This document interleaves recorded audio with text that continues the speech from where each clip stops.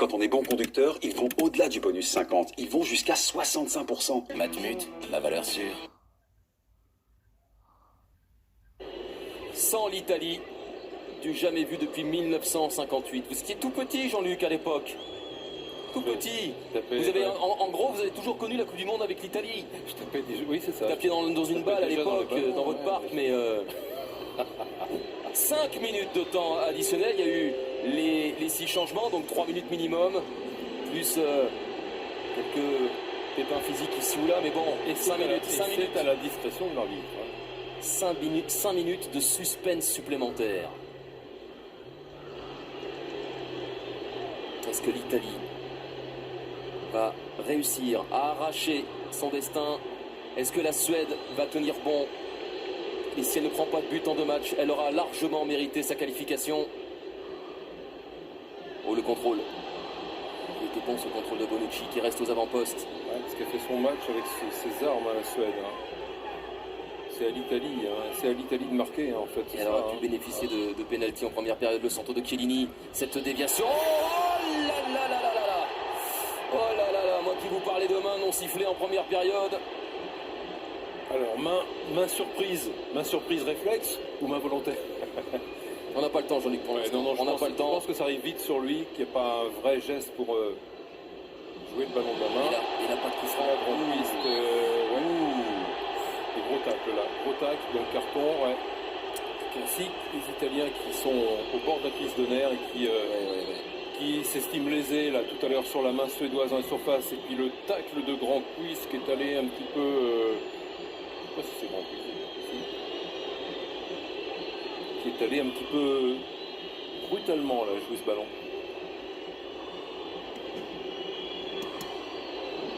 Ce qui fait la tête, c'est derrière, c'est c'est ça. C'est Bernardeschi sur Larsson.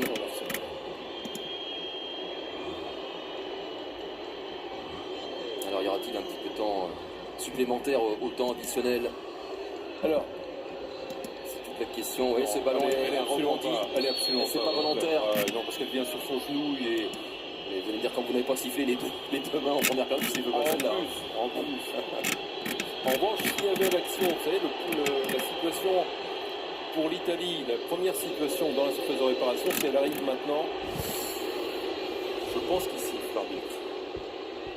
Tête de Immobilier, le dégagement de Svensson, loin devant.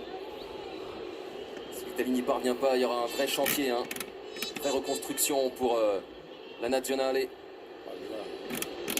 Chiellini. Grand quiz qui dévisse et qui offre un corner. Alors là, je peux vous dire qu'il peut la mettre lui quand même sans pareil, quoi. Olsen aurait pu lui parler, aurait pu lui hurler de la laisser. Et regardez qui est monté, Gigi Buffon. Le corner de Federico Bernardeschi. Buffon trop court. Jorginho. Ça passe à côté. Accompagné par Olsen, accompagné par Olsen.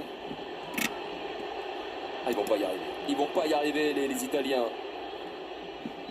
La reprise de Jorginho. Au milieu de terrain du Napoli, ce joueur d'origine brésilienne. Ouais, accompagné, effectivement, largement accompagné. Ah, c'est quand même un coup de théâtre, Jean-Luc, on va pas se le cacher. Si ça devait se confirmer dans les 2 minutes qui arrivent là, grand absent de cette Coupe du Monde 2018, l'Italie, à moins que Forsberg marque. Non, lui, évidemment, sa mission, c'est garder le ballon, faire défiler le chrono là-bas. Mal fait, ouais. Enfin, bien joué plutôt Florenzi. Allez, c'est l'une des dernières remontées de balles dans ce match. Une bonne minute à jouer. Une très grosse minute d'espoir. Les Italiens, comment dominer autant et ne pas marquer un seul but? Ils avaient largement dominé aussi le match aller. Comment ne pas marquer? Cette équipe n'est pas foutue capable de marquer un but. Cette équipe italienne qui en a marqué très peu dans les derniers matchs. Vous soulignez son incapacité justement offensive contre Israël, contre la Macédoine, contre l'Albanie. Enfin, c'est terrible. C'est pas loin d'être une catastrophe historique comme il le redouté. Belotti en retrait, Parolo, le décalage, la dernière occasion peut-être pour les Italiens de marquer ce fameux but. Il y en aura une dernière. Il y en aura une dernière. Il y en aura une dernière. Buffon qui monte. Peut-être les derniers instants. Il embrasse ce ballon, évidemment, Florenzi. Peut-être les derniers instants sous le maillot de la sélection italienne pour Gigi Buffon, sa 175e. Sera-ce la dernière? Nous allons le savoir dans les secondes à venir. Gian Piero Ventura ne veut presque plus voir ça, il s'est assis. Florenzi pour ce corner. Premier poteau, c'est renvoyé par Pisetteline. La reprise derrière, encore une fois déviée. Et le drapeau qui s'est levé. Et c'est terminé.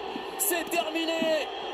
La Suède est en Coupe du Monde après avoir échoué il y a 4 ans en barrage contre le Portugal. Elle est cette fois-ci récompensée de ses efforts sur l'ensemble des 2 matchs. Et pour la première fois depuis 60 ans, l'Italie va manquer une Coupe du Monde. C'était le paradis ou l'enfer pour l'Italie. C'est l'enfer pour la Nazionale.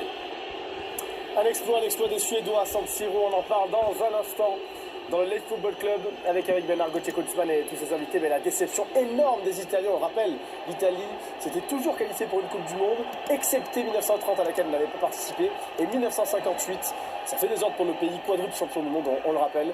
La dernière fois c'était en 2006. L'Italie n'ira pas au mondial en Russie. L'énorme déception de Ciro Immobile et puis cette satisfaction et puis cette joie énorme des Suédois. La dernière sélection, la 175e et dernière sélection pour Gianluigi Buffon à 40 ans.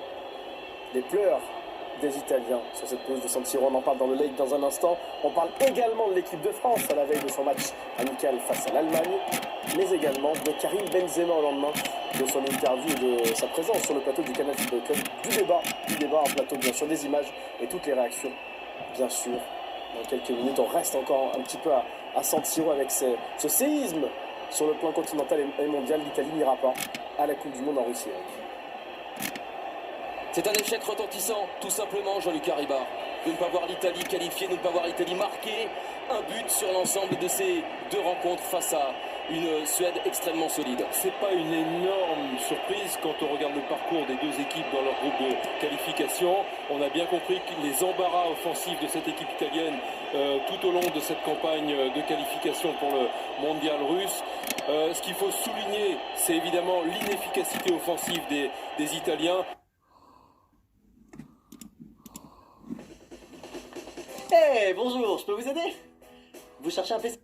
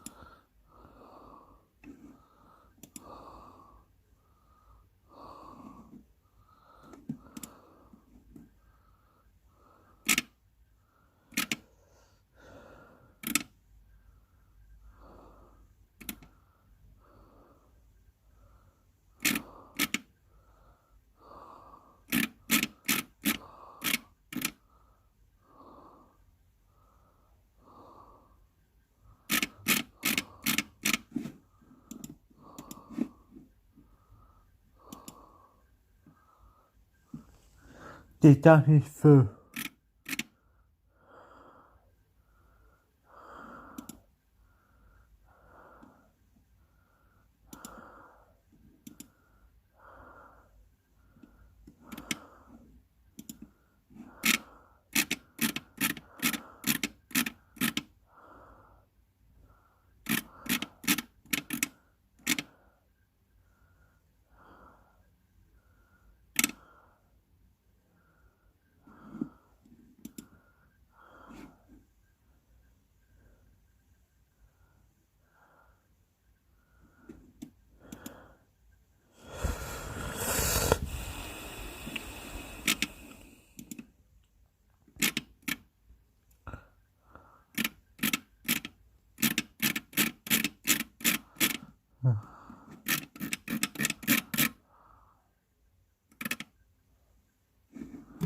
Ah oui.